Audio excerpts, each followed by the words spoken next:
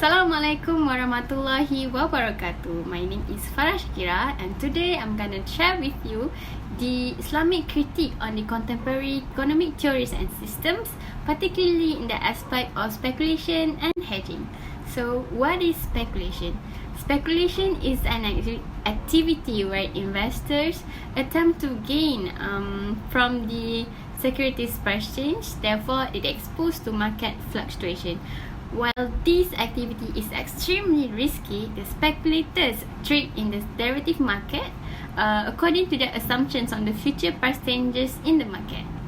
According to Jones 2012, there are few characteristics that make a company more likely to speculate in the derivatives market. The first one, high notional amount of derivative to total asset. Second one, high ratio of revenue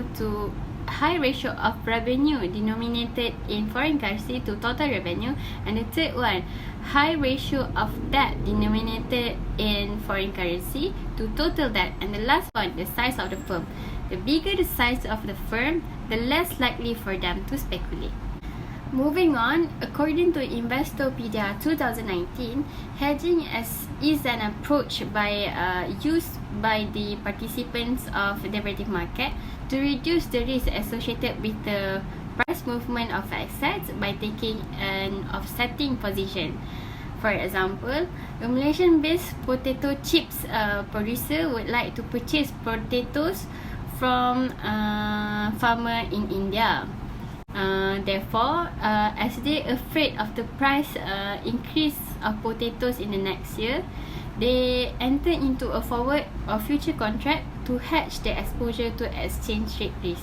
By doing this, the Malaysian company is able to reduce the losses due to exchange rate risk, while the gain from this activity is restricted.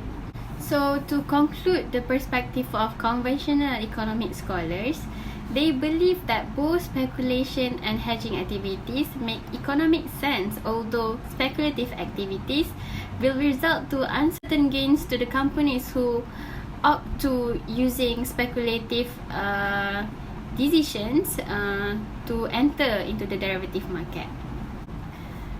In contrast, according to Islamic perspective, the Islamic economic scholars agree that the usage of conventional derivative for hedging and speculation purposes is prohibited because it involves extreme risks or gharar. For example, these conventional derivatives sell something at a future date, and delivery of asset is actually not exist. That's why, according to Islam, it is not permissible to use conventional derivatives in the trading activities.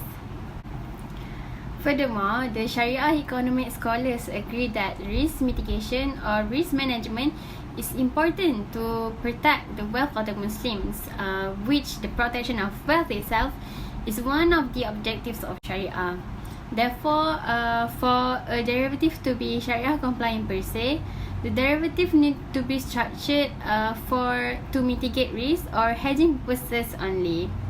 Although there is diverging opinions on the permissibility of these derivatives, in the future we are hoping that we can find some positive points to take this derivative as Sharia compliant and can be practiced by the Muslim. So, in my analysis, both conventional and Islamic economic scholars acknowledge the importance of risk management in a derivative market. From the conventional perspective, risk management is important, especially to companies who are in emerging countries or developing countries who are vulnerable to exchange rate risk. While from the Islamic perspective, risk management is important as it preserves the public interest or maslahah, and is in line with one of the objectives of Sharia, which is the protection of wealth.